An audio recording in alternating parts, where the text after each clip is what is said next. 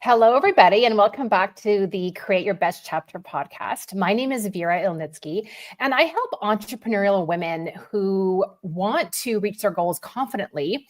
I help them get rid of their doubt and imposter syndrome and worry, all the things that as solopreneurs we can experience. So, on this podcast, I chat with other entrepreneurial women who are doing amazing things in the world, who are sharing their story of creating a new chapter in their life. Because I think it's really important to know that we're not alone on this journey, and we can always learn from each other and support each other with our stories. So I really appreciate all the women that come onto my podcast and share from the heart. And today I have a really good friend of mine. Her name is Angela Merzib. She owns a company called Be Bold Branding. Angela is a brand strategist. She is a kickboxing instructor, and she's a former roller derby competitor. Right on, Angela. And Angela supports ambitious entrepreneurs who want to challenge the status quo and create a differentiated brand by merging business goals, strategy, design, and creative thinking to connect to their dream clients. So that's an amazing mission, Angela. And I'm so glad that you're here in my podcast. Yes, thanks for having me, Vera. It's always awesome to talk to you. So I'm glad I'm here. Well, you've been in business for quite a number of years, Angela. So I would love to hear a time in your business that you had to create a new chapter, and just tell us a little bit about that story and how that came about, and just, a little bit about that. Yeah, sure. Well, even just starting my business, that was 17 years ago. So that was a long time ago. Wow, amazing. Feels like time is flying by faster these days. And it certainly is with all the technological advancements that we have now that we didn't have back then really so much, like social media and AI and all these things. So I didn't even know how to create an invoice when I first started. The reason I started my business 17 years ago was I had been working at a print shop as a graphic designer, and it was great and everything, but I kind of wanted to stretch my wings out. And, I thought, no, maybe, a lot of paths that designers like me take, they go and work for big agencies and things like this. So I had started applying to work with some agencies. And as I went through the interview process, I didn't feel aligned, right? Everything is really a gut check for me. I have a very good spidey sense. Like I always have had that. So I thought, I'm not going to fit in here. Like I'm kind of goofy and not very corporate. And, I'm still professional, but I'm not that buttoned up, 3-piece suit kind of gal. So I thought, and they didn't really want to pay me that well. And I thought, yeah, I didn't go to school for 4 years to nothing against receptionists, because whatever, but that was the salary was like similar to that. And I'm like, well, I could just go do that. Like, why? So I thought, yeah, you know what? I've always been kind of doing some things on the side. I'm just going to do my own thing because I'm stubborn like that. And if something doesn't exist that I like, I'll just create it myself. So that's how I got into business for myself. I had never imagined, like, I didn't, doodle as a kid, like, oh, I want to be a business owner, work for myself or anything like that. And I think I was blessed to not know more than I know now, because I didn't know how hard it would be. And I don't know if I would have done it had I known. But the way I did it was actually really, really great. The company I worked for was awesome, and they were very supportive. And I said, listen, this is what I'm planning on doing. And would you guys mind working with me on this? And just weaning back my hours here while I build up my business there. And they did. So I worked 3 days a week there and 2 days a week on my business. And then slowly but surely things started shifting, right? And I did less there and more here. And then I just quit. And that was November of 2008. So that's one big shift I made. And as I got into working, so really, as I got into this, I more thought of myself as a freelancer, right? So, and that's really how I put myself out there, was like an order taker, a, yes woman, just tell me what to do and I'll do it kind of thing. Not really understanding that there was skills and viewpoints that I could bring to the table, right? To be more like a partner. So I really, what you put out there, you get back. So I really, had some great clients, and I had some horrible clients too.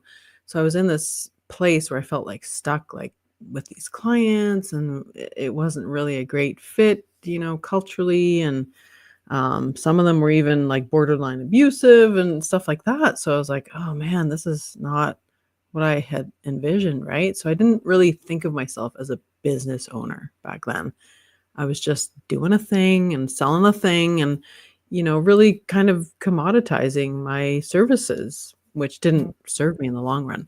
So that's another shift I had to make, another chapter I had to create.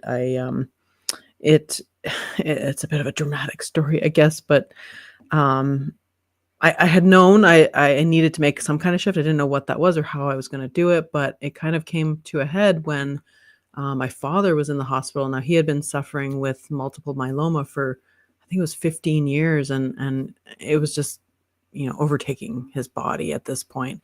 And we kind of knew all the signs were there. Like he was in the hospital now, and he had been transported from hospice, and he was in the hospital, and we were saying our final farewells, and um, I got a call from a client who had always been rather demanding. And anyway, I answered the call and I said, "Hey, listen, I can't help you today because this is what's going on, and but I can refer you to somebody, right? And somebody else can help you with this." And he kind of hummed and hawed, "Well, are you sure you can't, just?" And my eyeballs got big as dinner plates. I was like, no, I cannot. Like, this is where I draw the line. And I was like, that's it. That's it. I need to do something. And so, yeah, I got some coaching and took some courses and just did a mindset shift first. Like every course I took, at first I thought, well, this is silly. Give me the tactics, right? We're kind of all wired like that. We just want to do, entrepreneurs are wired like that. We just want to go, go, go, do, action, action. I'm like, just tell me what to do, right? But it's all the courses I was taking started with mindset. And it's like, no, you have to think about yourself differently. You have to think about your business differently. That you're a partner, that you're providing value. You're not just a pair of hands, right? Because you'll get treated like that.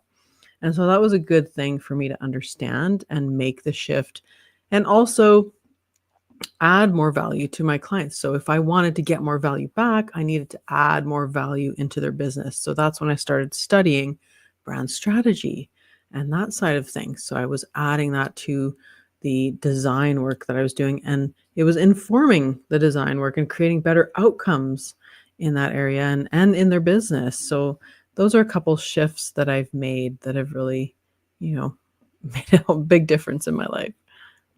I love that. And thank you for sharing. And it's really interesting because, and I'm sure you see the people that you work with. I know the people that I work with, we want to jump to the tactics, like the how, right? How am I going to do this? I want to reach this goal, or I want to create a business, or I want to get a new job, or I want to get into a relationship. It's like, how is that going to happen?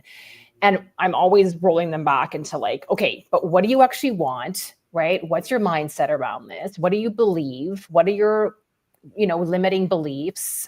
What are some of the stories that you're telling yourself that maybe aren't even true? And so it's like, we're always need to kind of move back and like take a look at where we are right now before we can do the how, because it doesn't matter how, like things are a skill, like business is a skill, like you're saying, we can learn that, but it's all about how you think about that too. Like, it's not just about the skill, it's your belief in, can I do the skill?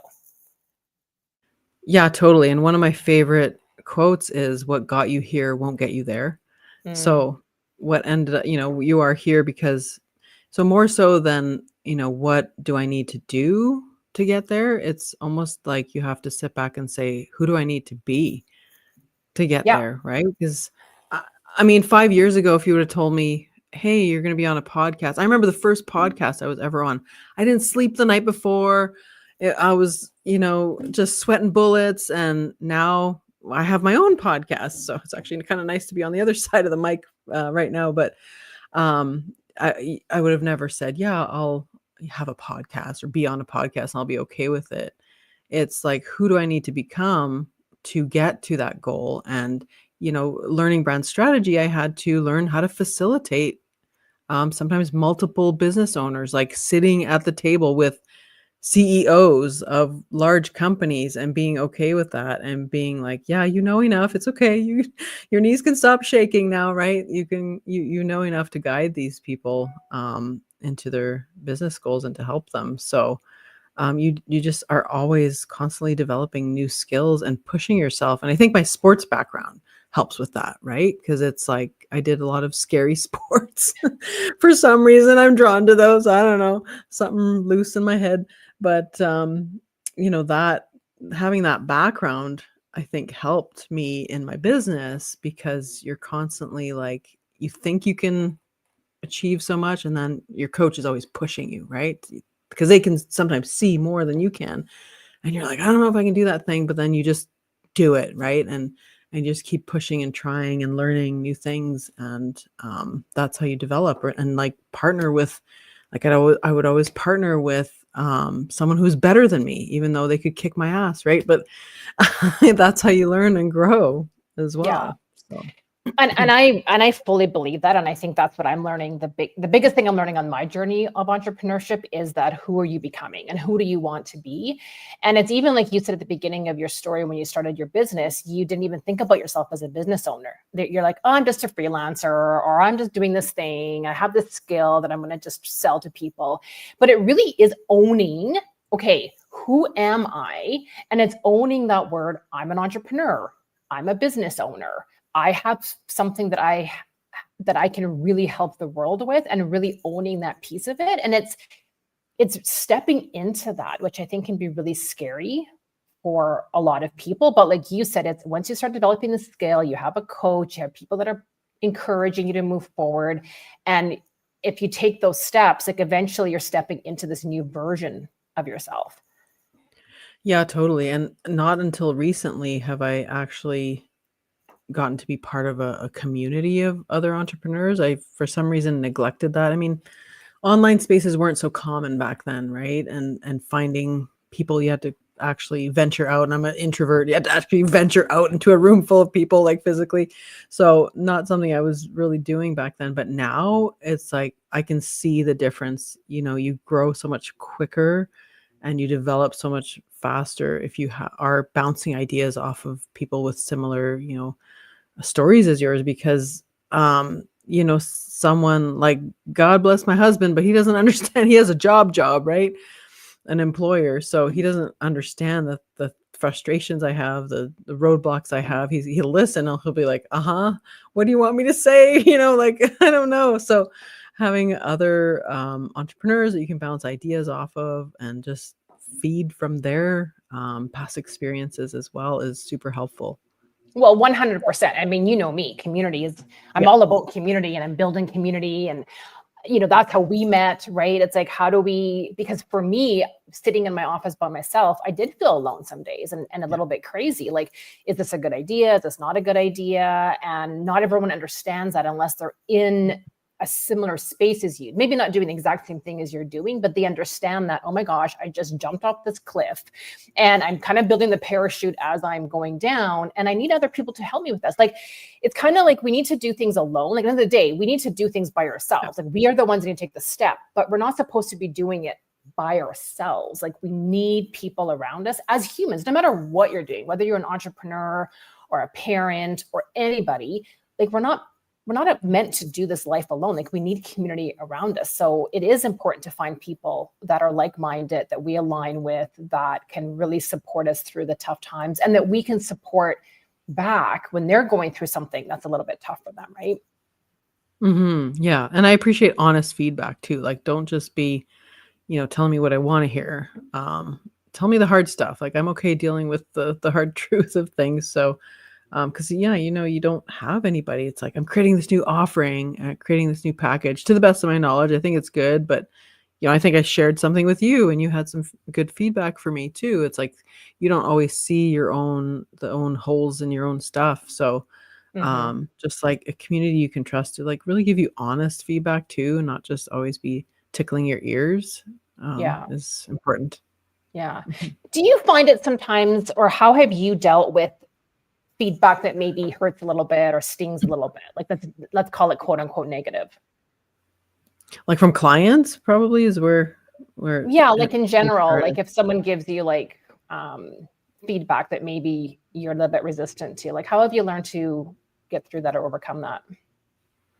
Yeah, I mean, it is hard sometimes, but I have pretty tough skin, I think, and I think you have to be that way because you're, especially being a service-based business owner, you're dealing with people, right? You're not selling faceless products or anything like that. So, you have to, and I probably wasn't very good at this at first. I had to develop that because I can be quite rough around the edges. Like, I think sometimes people can handle the level of like bluntness that I can, but it's not always, it shouldn't always be that way. I guess, especially in business, you kind of have to soften the edges when you talk to clients and, have more of an attitude of, the client's always right. And even though I don't totally agree with that statement, but you have to be gentle with people. And I don't think I always was like that. I think that's a skill I've had to develop as an entrepreneur. But yeah, taking criticism and feedback. So like from a client, I definitely used to get offended by that and like, oh, you don't know what I know. And how dare you change my designs? Like I'm painting the Mona Lisa or something. But at the end of the day, it is their business. But at the end of the day, also, I do have some expertise. So I try and ask more questions and be like, well, why do you think that? Or like, what's behind that? Right. Or because you might uncover that, okay, that's not actually the right solution. They're just trying to, come up with their own solutions, but maybe you have better solutions because you have the experience in that area. So asking more questions. And if you're really irritated, like if it's an email or something, do not hit reply right away. Just wait on it an hour, a day, whatever it takes, and think more clearly. So that's definitely something that's helped me out a lot, is just kind of sit on those eggs a little bit. Yeah, yeah, exactly. So who do you love to work with? Who's your what's kind of your ideal client that you would just, if you could just replicate over and over again, you would love to serve? Yeah. So it's, other entrepreneurs like me that are growing. They've been in business a couple years, maybe 2 to 5 years. They've sort of, done what we've all do and do our brand ourselves, get, something out there. They launch, they're having success. And now they're like, oh my goodness, like I call it, oops, brand shame, because they have launched a brand. It doesn't line up with who they are anymore. And they feel like they've grown professionally and they want to offer a more premium service and they want to look the part and sound the part. And they maybe have some confusion around, the message, the communication of their value, basically. So that's what branding is. I talk about branding as being more than just a logo. Well, it's part of it. It's your reputation in the marketplace. And that's where I had a problem with branding, because I wasn't putting out any kind of reputation. I was just, this is what I do. Do you want to buy my stuff or not? I wasn't leading with any kind of story or personality or values or anything like that. And those are the kind of things I help dig up for my clients. So just taking them to that expert level, so that their brand and their brand voice and their message matches who they are and who they want to attract. So when you have a good brand, you can command, premium prices, and you decommoditize your services. So they Mhm. can't just go down the street and compare apples to apples. You're doing your own thing, right? And you're positioning yourself in, you're taking a slice of the pie that isn't being claimed in the marketplace. So that's the typical entrepreneur I work with. Maybe they're growing, they're scaling a team, and they can't do all the things anymore. And so they value the expertise that I bring to the table with them, and someone that can, bring their vision to life and not steamroll over that vision as well. Yeah. What's the number one mistake you see entrepreneurs make with their brand? Well, like we mentioned at the beginning here, is just running to tactics. Like we all want the shiny thing, the logo, the website, the Facebook ads or whatever, just running to do those things without any strategy behind it. Like just throwing spaghetti at the wall, not really understanding your ideal customer, their pain points, what they're looking for, what their objections might be, what their mindset is, and crafting a strategy around that, or like even looking at the competitors and being like, how am I different? I ask them to answer the question, why should I work with you? And if you can't really answer that question, then maybe you haven't really thought about your strategy behind what you're doing, and you're just doing things randomly. So I think that's the number one mistake I see. Yeah. So it's taking a bit of a step back and doing a bit of a deeper dive into like, who am I as a business owner, as an entrepreneur? Who do I serve? And like you said, your reputation, like how do you want to be perceived in the marketplace? And Yeah. and sure, I think as entrepreneurs, we do need to be doing things and taking action pretty quickly, but not at the sake, or not at the expense of, okay, who am I actually wanting to serve? Who am I? What are my values? How do I get that message out there to people, right? Yeah. Yeah, and I think it's okay to at first, because you need to start making some money, right? Like I did, but I think eventually you might kind of run into some problems like I did, and you're like not aligned with clients, and they're lowballing you, or they're haggling on price. Like I haven't been haggled on price in a long time. And if I do, it's more like a value conversation, like, okay, well, let's reduce the value of what I'm giving you to match your budget. So it's not me going, oh, okay, I'll give you a discount today. It's a different conversation. So I had to change my mindset around that. And there was another point I was going to make, and I can't remember what it was. But anyway, maybe I'll come back to it in a sec. But that's an important point, Angela, you bring up about really standing true to your value and not compromising on that or not sacrificing that. And I think a lot of entrepreneurs do that. Like we have this weird thing around money, like we need to just give a discount and sure, yes, we need to bring in money, but it's like standing true and really being confident in your value. And I think that's one of the things that you offer your clients is they're proud of their website, they're proud of their messaging, they're proud of their strategy. They're confident in the strategy moving forward, right? And I think that's the thing. If you're kind of shaky on that, it's going to be hard to stand in your value of what you're charging. Yeah, it definitely gives them the confidence to now go and sell those. Sometimes we recreate their packages, those new packages that they're offering, that they're excited about, that their clients are now going to get excited about because they have an interesting way of talking about it, right? And not just, this, I do this, blah, blah, blah. It's like, no, there's more of a story around it. And the way they pitch it is, I help them, pitch it more confidently and with more value to the client, like speaking about that value versus just, these are the services I have to offer. Right. Yeah. Yeah. So what do you hope to create in the next year in your business? What are your big goals and plans? Yeah. Well, we've talked about this a little bit before, but, because I work with a business owner that's at a certain stage of their business, not everyone can afford to work with me. So those business owners that are just starting their business, it'd be nice to help others out that are just new in their business and wanting to create a bit more than a DIY brand, like maybe a done with you kind of experience. So I'm looking at creating a coaching program where I would basically go through the similar or same framework that I do with a one-to-one client, but it'd be more in a group setting, and you could get my input, you could get other entrepreneurs' input, which, I think that there's value there too. And you could create your own brand and brand strategy and messaging with a good, solid framework that I know works, right? And with advice where I could come and, look at what you've done, give you some tips, but you're still creating it on your own. So you're saving on the investment there. So that's something I've had in the back of my mind for a while now that I'm working on. Awesome. That's awesome. So what words of wisdom would you like to give to specifically women entrepreneurs or women who are stepping into a new chapter of their life, whether it's in their life, personal life, or their business life? Like, what would you like to say to them if you could? Probably the same thing I say to my kickboxing students, which is, you're stronger than you think. And,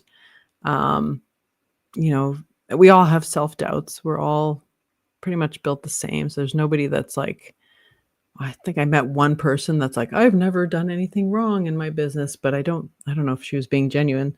But we all trip and fall. We all make mistakes, but we can also learn, as long as you have that spirit of constant growth and learning, and a humble attitude, you can accomplish more than you think you can. and get the right people around you, right? Get inspired by others. Like I used to tell people, like, if you can't get a mentor, if you can't afford to get a mentor, like find one and stalk one online. Like become a stalker of a mentor online, like somebody you admire in your industry or somewhere else. And just kind of look at what they've done. Go way back into how did they start this thing? What did they start doing? And, kind of get their ideas of how they became who they are and kind of stalk them that way and reverse engineer it for yourself. That would be my main message. I love it. Those are really great words of advice and guidance. I really appreciate that. How can people get in touch with you or connect with you? Yeah, so there's my website, beboldbranding.com. And as well, I'm most active on LinkedIn. I'm on Instagram a little bit. LinkedIn, you can find me via my name, Angela Merzib. And on Instagram, it's again, Be Bold Branding, just one word. And I think that's mostly where I'm at. Yeah. Yeah, awesome. Well, I can put those links in the show notes too for people to connect with you. So, Angela, thank you so much for this. It's inspiring as someone, I've been in my business for just over 2 years full time. So chatting with you, you've been in business for 17 years. Again, it's just like that, again, who do you surround yourself with, right? Like people who have gone ahead of you, people who you can learn from, people who you can be inspired from, and that's you. And so I really appreciate that you're in my community and in my circle of awesome women who are doing amazing things in the world. So thank you so much. And thanks for helping entrepreneurs learn and grow and develop their businesses, because we need more people that are feeling confident in their brand and their reputation, and so they can help people in their community, right? So thank you for that. I really appreciate that. Oh, you're so kind. Thank you for the amazing words. And I really appreciate you, Vera. Yeah, sounds good. Well, for everyone else listening, we will see you next time. Thanks for being here, and bye for now. Bye.